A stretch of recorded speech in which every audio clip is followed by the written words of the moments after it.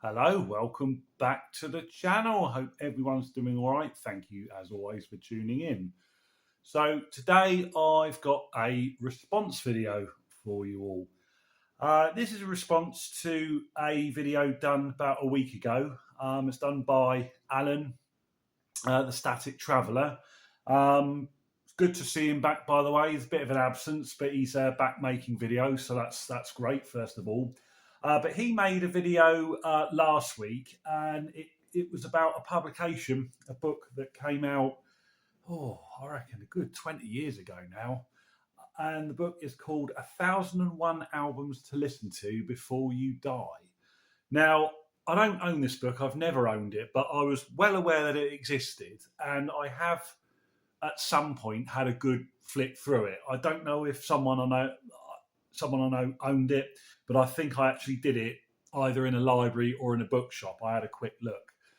To be honest with you, I mean, it's the albums that are in it tend to be the ones you would really expect. It's kind of really, it's the real big sellers or ones that are sort of, real cult classics that are now considered cool, which is all fair enough. I didn't really read the articles. It was just flicking through, looking at the album covers and kind of, just out of pure interest. But Alan did a video um, concerning what albums would go in as an alternative.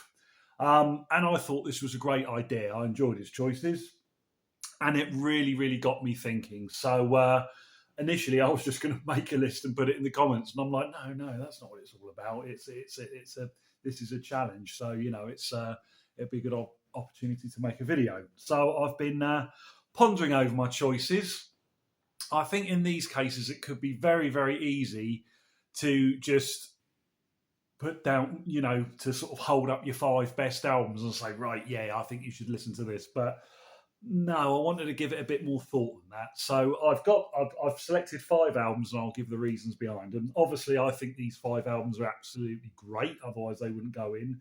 And as far as I remember, I do think I've shown them all before on the channel over the last few years. So do apologies for that. But at the end of the day, the more videos I make, there's going to be a little bit of repetition here and there. But this is in a different context. So there we are. So right, here we go. Let's get these are in chronological. I'm going to do these chronological order. So the first one is this incredible record, absolutely incredible. It's by a band called High Tide. The album is called Sea Shanties. Now I can assure you there is no ooh and up she rises on this record. The reason I've picked this one is it was released in 1969. It's one of only two proper albums they did. There were a load of unreleased. There's a load of unreleased material and kind of maybe reformations afterwards, but two albums proper. This album for 1969 is the heaviest thing you will hear. This predates Black Sabbath by a good year, and it is far heavier than, say, Led Zeppelin, far heavier than King Crimson, who would have been, releasing stuff around this time. I just think that this, I can't sort of believe how heavy it actually is. It is amazing. It's an amazing record, and it is at the minute the music bursts in, it floors you. And I think this one, I want to call it a groundbreaking record, but it isn't because people don't really know it. People who collect this sort of the heavy side, the prog rock, will know this, and it probably is gaining recognition. But it's not even gathered a sort of cool cult status. But it is just so heavy that I just think people need to hear it in the context of time. People need to hear this. As I say, is it a groundbreaker? I suppose you could say it is because it's way ahead of its time. Is it influential? No, it probably won't be because I think many of the people who, countless bands, who recorded sort of, what you would call heavy music, they were influenced from Black Sabbath, Led Zeppelin, the more successful bands. But this is incredible. It's just huge distorted guitars. The vocalist sounds like a cross between Jim Morrison from The Doors and John Wetton from King Crimson and several others. And it's a masterpiece, and I think it deserves to be heard. And you definitely need to hear it while you are still alive. Next, we've got this Aphrodite's Child 666 double album. So, the reason I've decided to put this one in is simply because when I got into this record many years ago, this was simply a sort of an obscure record on the Vertigo label. Like many Vertigo swirls, it's one of those cult. It was one of those cult classics, but certainly one of the ones that were up there and a popular title. I mean, it's absolutely brilliant. I don't think it needs any introduction. It's and if you haven't heard it, for God's sake, stream it. Try and get hold of it. It's amazing. It's a double album concept, and it's just incredible. The reason I feel that this should go in the book is it just seems to be finding new audiences. And it has become a real cult classic now. It's no longer one of these, countless obscure prog rock albums from that era. It's just seems to be breaking new ground and really standing the test of time. Bear in mind, this is now getting reissued a lot. It's had a deluxe reissue, and I think it's now become a famous album, whereas 20, 30 years ago, it was not a famous album. It was not well known at all, very obscure. So the way I look at it is, apart from the fact that, yes, you need to hear this album while you're still alive, you have to hear it because it's absolutely incredible. It's the sort of record, if they released a second volume of that book, it's the sort of record that will go in. I really do think that this record now belongs in a publication like that. If you release the second version of it, so that's why I thought that should go in. So that's Aphrodite's Child 666. If you don't know who they are, it featured Vangelis before he went solo. Obviously, he continued to fame, and Demis Roussos, the Greek god of middle of the road. So, but I can assure you, this is not middle of the road stuff. This is incredible.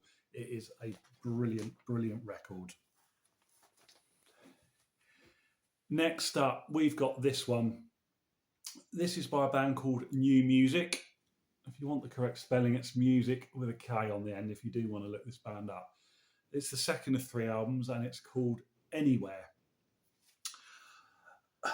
This is beautiful. This record is simply stunning, and yet I feel so under the radar. And I just think that anyone that would listen to it would enjoy it. It is a kind of synth pop record. So it's similar to things like Orchestral Manoeuvres in the Dark, although they were never as successful as that. But it's glorious from start to finish. It's the sort of record you can listen to on a beautiful summer's day and it'll work, or after dark. It's very chilled, very relaxed, and I don't know, it just kind of takes you to places. And what's great about it is, if you want an original, I see them all the time, very cheap. I actually got this off Discogs as part of a sort of, I was purchasing another couple of records, and I chucked this in the basket just to take advantage of the postage. I think it was £2. It was an afterthought, and it's become one of my absolute favourites. And again, this is not just me preaching my favourite records. I just feel this is the sort of thing that belongs in a book like that, and it just needs to be heard. I just, when you just like, I want other people to hear it, and the fact that this record is so easy and cheap to get hold of, it's just a shame it hasn't got more sort of recognition. It is absolutely wonderful, from the early 80s, 1981, I believe, and it is just the most sophisticated early 80s synth pop album you could hear. It really is one of the best albums of the 80s, in my opinion. It is just absolutely wonderful stuff. When we were all locked down in the pandemic. It's about 5 years ago now, wasn't it? Yeah, where's that time gone? I had this. I used to listen to this. I ripped this to digital and listened to it on my headphones on our when we were allowed to go out walking. And what a great comfort that was. It kind of reminds me of the time when the streets were kind of deserted, but we had a really nice early spring and summer listening to this, wondering what was going on in the world. Absolutely wonderful record. Right, next up. Now, I've shown this one quite recently. I have talked about it recently, and I've raved and raved and raved about it. This is Camberwell Now, The Ghost Trade. The only album they did. There's a couple of EPs that they did, which I'm really trying to get hold of. But anyway, this is all I've got. Again, it's difficult. Yes, it's a favourite album of mine. I think this is the best album I've heard in years. I really do think that. It's absolutely knocked me sideways. I only got hold of it last year. But it's just an album I just think needs to be heard because it's so unique. It doesn't sound like anything else. It's absolutely so unique. It will appeal to lovers of post-punk and prog rock and synth pop, but it doesn't really, to me, fall into those categories. It is difficult to describe, but it's just a real amazing curio.